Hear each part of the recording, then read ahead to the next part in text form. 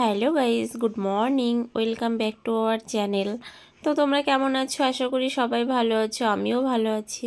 তো আবারও নতুন একটা ভিডিও নিয়ে চলে এলাম তোমাদের সামনে। তো দেখো, সকালবেলা আমি ঘুম থেকে উঠে গেছি, আর সকালের ওয়েদারটা তোমরা দেখেই বুঝতে পারছো নিশ্চয়ই, পুরো মেঘলা ওয়েদার। তো মেঘলা ওয়েদার হলেও কি হবে, মানে কাজগুলো তো আর থেমে থাকবে না, কাজগুলো তো করতেই হবে। মনে হচ্ছে যেন এক্ষুনি বৃষ্টি নেমে যাবে। তো তারপর কালকে যেহেতু রাত্রে হালকা একটু বৃষ্টি হয়েছিল, আর ছাদটাও একটু ভিজা ছিল, তো ওই জন্য আমি ছাদটা আগেই ঝাড়ু দিয়ে নিলাম। তো তারপরে চলে এসেছি, দেখো বেডরুমে আমি বেডটা ক্লিন করে নিলাম, বিছনাটা তুলে।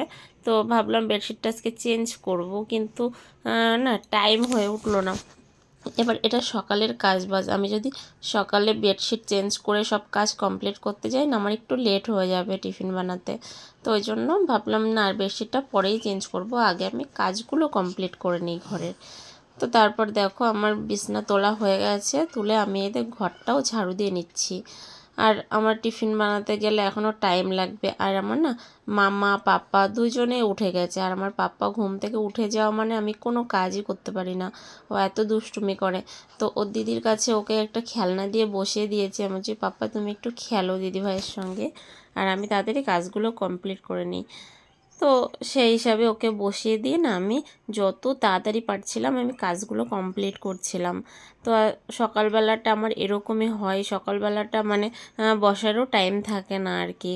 তো তারপর দুপুর হয়ে গেলে, দুপুরের লাঞ্চ হয়ে যাওয়ার পরে তারপরে আস্তে আস্তে আমি একটু ফ্রি হই আর কি বিকালের দিকে। তো সকালবেলাটা সবার এরকমই কাজ থাকে আর কি, খালি আমার একা বলে না। তো কাজগুলো এই যে কমপ্লিট আস্তে আস্তে করে নিচ্ছি আমি। তো পাপা ওইদিকে খেলছে, কোন সময় আবার চলে আসবে তার কোনো ঠিক ঠিকানা নেই। তো ওই জন্য আমি আরও ব্যস্তভাবে কাজগুলো করছি। তো দেখো কাজগুলো আমার হয়ে গেছে করা। তো তারপর আমি এই যে ফ্রিজ থেকে না মাছ বার করে নিলাম। তো মাছগুলো ভিজিয়ে রাখি, না হলে না মাছগুলো আর কি ছাড়তে, বরফ ছাড়তে একটু টাইম লাগবে। তো মাছগুলো দেখো ভিজিয়ে দিয়ে আমি চলে আসলাম সবজি কাটতে। আর আজকে আমি স্নান এখনও করিনি, তো ঠান্ডা ওয়েদার, আর যেহেতু কাজ সারতে সারতে লেট হয়ে গেছে, তো সকালের টিফিনটাও আমি তোমাদের সঙ্গে না শেয়ার করতে পারিনি। তো এত মানে লেট হয়ে গেছিলো। তো তারপরে সবজি কাটতে বসে গেছি। আর আগে ভাবছি বাবুর খিচুড়িটা করব। তো খিচুড়ির জন্য দেখো আমি সবজিগুলো আগে কেটে নিচ্ছি, কুমড়ো, গাজর, আলু। আর আজকে অন্য কোনো সবজি ছিল না আর কি। করছো তুমি পাপা? তুমি কি করছো?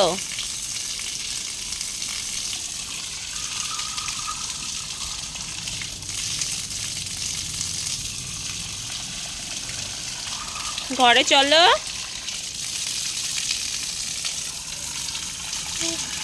পাপা আমার দিকে তাকাও, ঘরে চলো।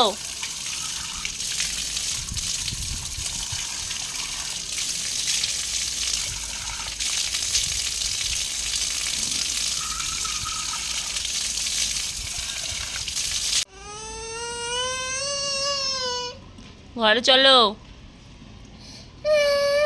চলো, এবার পিটি দেবো।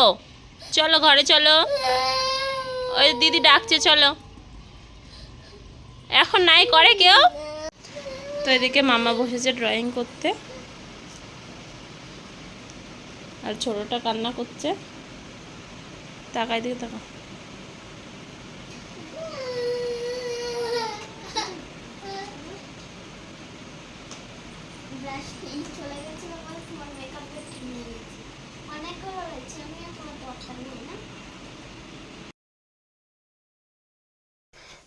তো তারপর দেখো আমি কলাতে হলুদ মাখিয়ে নিচ্ছি। তো জানি না, অনেকেই হয়তো কলাতে আগে হলুদটা মাখিয়ে নেয়, অনেকে কলাটা একটু গরম জলে আর কি সিদ্ধ করে নেয়, যেহেতু ওর যে মানে কষটা সেটা আর কি চলে যাওয়ার জন্য। আর এদিকে দেখো আমি দুধ বসিয়ে দিয়েছি, প্রেসার কুকারে পাপার খিচুড়িও বসিয়ে দিয়েছি। তো দিয়ে তারপর আমি ওগুলো বসিয়ে দিয়ে আমি এদিকে কচুর গাঁটি রান্না করব। তো কচুর গাঁটিটা সিদ্ধ করতে দিচ্ছি আর একটা প্রেসার কুকারে। আর তোমাদের সঙ্গে গল্প করতে করতে দেখো আমার কাজগুলো সব আমার কমপ্লিটই প্রায় হয়ে যাচ্ছে। তো তারপর আমি এই যে দেখো মাছগুলোও মাখিয়ে আর কি লবণ হলুদ মাখিয়ে নিলাম। তো আজকে রান্না করব রুই মাছ আর ছোট ছোট পুঁটি মাছের মতো, ওগুলোকে যে কি বলে আমি না সঠিক জানি না, অনেক মাছেরই নাম জানি না, খালি খেতে হয় তাই খাই, তাই সব মাছ খাই না। তো তারপর দেখো আমি এদিকে রান্না বসিয়ে দিয়ে আমি না চলে এসেছি কটা জামা কাপড় ভিজাতে। তো জামা কাপড়গুলো কাচতে হবে, যেহেতু রোদ্দুর নেই, কোনো ঠান্ডা ওয়েদার, বৃষ্টি নামবে মনে হচ্ছে এক্ষুনি। তো ওই জন্য জামা কাপড়গুলো আগে ভিজিয়ে দিই, দিয়ে কেচে দিই। যদি আর কি বৃষ্টি নামে তো পরে উঠিয়ে রেখে দেওয়া যাবে।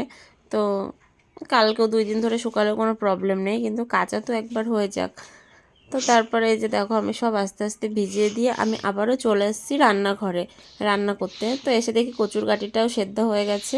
তো আমি না কচুর গাঁটিটা আস্তে আস্তে ছাড়িয়ে নিচ্ছিলাম।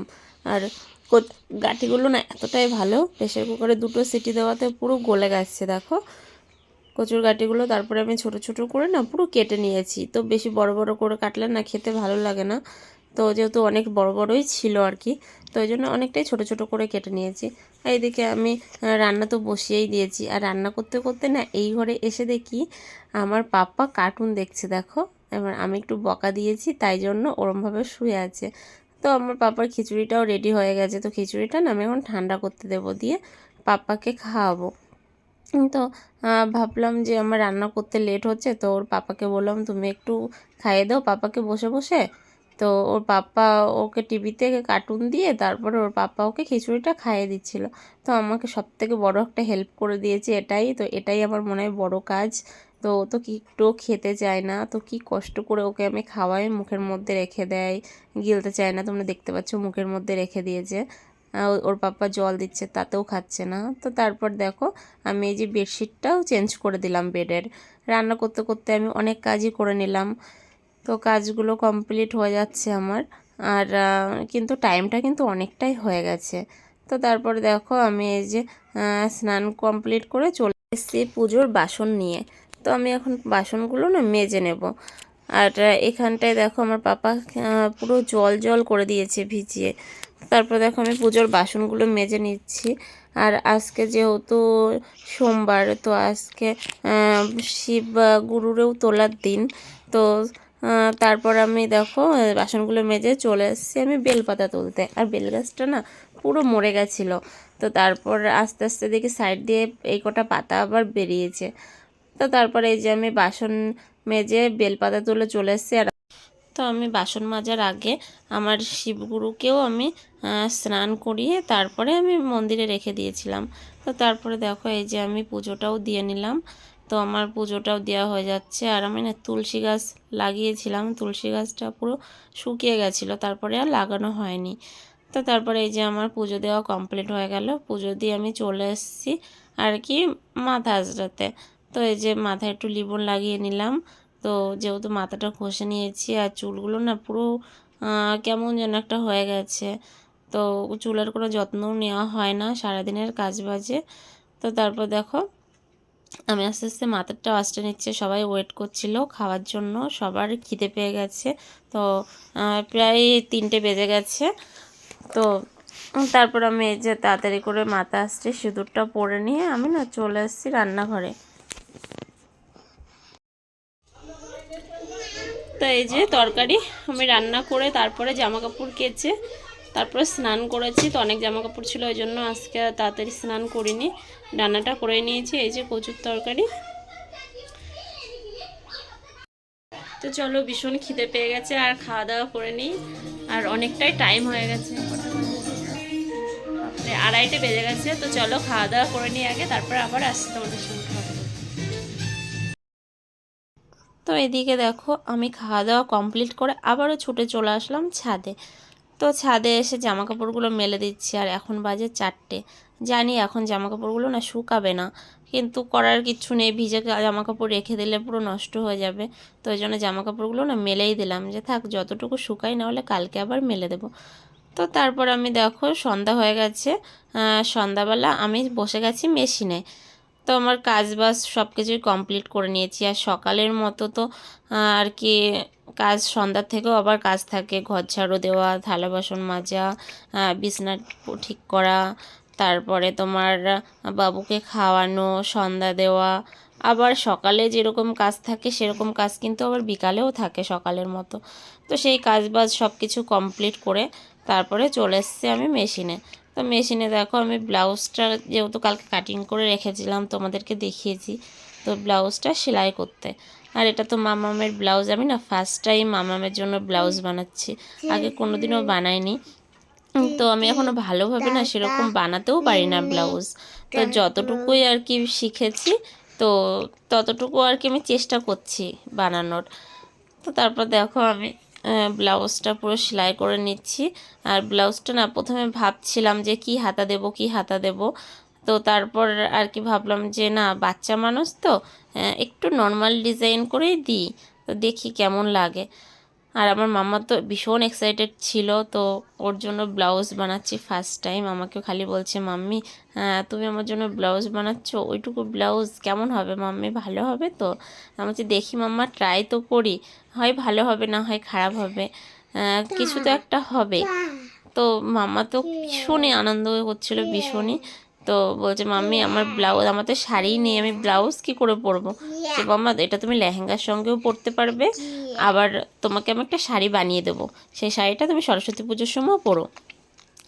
তো তারপর দেখো আমার ব্লাউজটা বানানো কমপ্লিট হয়ে গেছে। আর তারপর আমি হাতাটা না লাস্টে অনেক ভেবে ভেবে আমি এই হাতাটা বানাচ্ছি। তো দাঁড়াও হাতাটা আমি বানিয়ে নিই, তারপরে তোমাদেরকে একেবারে কমপ্লিট করে তারপরে শেয়ার করছি যে ব্লাউজটা কেমন হয়েছে আর কি। তো এখন অনেকটাই রাত হয়ে গেছিলো, আমার ব্লাউজ বানাতে প্রায় 3 ঘন্টা লেগে গেছে। তো ব্লাউজে এখনও না মানে দড়ি লাগানো ছিল পেছনে, কিন্তু সেই দড়িটা না আমি আনতে ভুলে গেছিলাম যেন। আর অতটা রাত হয়ে গেছে, দোকানও বন্ধ হয়ে গেছিলো, তো ওই জন্য না আমি দড়িটা আর কি লাগাতে পারিনি। তো ভাবছি যতটুকু কমপ্লিট করেছি তোমাদের সঙ্গে শেয়ার করি, তারপরে নয় আর একটা ব্লগে আমি ওটা পুরো তোমাদেরকে দেখিয়ে দেবো আর কি। তো দেখো আমি এই যে হাতাটা পুরো কুচি কুচি দিয়ে নিচ্ছিলাম, দিয়ে নিয়ে তারপর মানে দেখলাম যে কুচিটা ভালো হচ্ছে কি না, তো দেখলাম না মোটামুটি খারাপ হচ্ছে না। তো জানি না ব্লাউজটা কেমন হবে আর কি, বানাচ্ছি তো আমি মানে একটু কেমন কেমন যেন লাগছে যে ভালো হবে কি হবে না, হবে কি হবে না, সেটাই ভাবছিলাম। এত কষ্ট করছি সেই থেকে 3 ঘন্টা ধরে মানে ব্লাউজটা বানাচ্ছি। জানি হয়তো যারা ব্লাউজ বানায় আর কি সবসময়, তাদের 1 ঘন্টার মধ্যে একটা ব্লাউজ কমপ্লিট হয়ে যায়, কিন্তু আমি তো নতুন, মানে আগে কোনোদিনও বানাইনি, তো ওই জন্য আর কি আমার একটু টাইম লাগে। তো বড়দের ব্লাউজ বানাতে গেলে না আমার আরও টাইম লাগে, তো এই ব্লাউজটা একটু ছোট বলে মনে হয় একটু টাইমটা কমই লেগেছে। তো তারপর দেখো আমি তোমাদের সঙ্গে গল্প করতে করতে ব্লাউজের হাতাটাও না লাগিয়ে নিলাম। তো লাগিয়ে নিয়ে দেখো এই যে ব্লাউজটা আমি পুরো কমপ্লিট করে নিয়েছি। আর ব্লাউজটা তোমাদেরকে একবার দেখিয়ে দিই কেমন হয়েছে। তো তোমরা একবার দেখো ব্লাউজটা, দেখে তোমরা কিন্তু কমেন্ট করবে যে ব্লাউজটা আমি কেমন বানালাম আর কি, মানে নতুন কাজ তো। তো তোমরা যদি বলো যে কেমন বানিয়েছি ব্লাউজটা তাহলে একটু ভালো লাগবে আর কি। তো দেখো ফাইনালি আমার ব্লাউজটা কমপ্লিট হয়ে গেছে।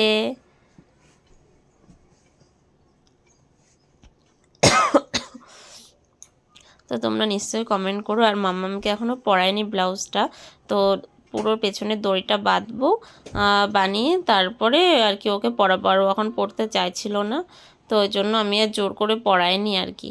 তো অন্য একটা ভিডিওতে পরে তোমাদেরকে দেখাবো মানে পরিয়ে। তো ভিডিওটা এই পর্যন্তই, ভালো লাগলে like comment share and subscribe করে দিও। যারা ফেসবুক থেকে দেখছো ফেসবুক পেজটি ফলো করে দিও। তো বাই বাই।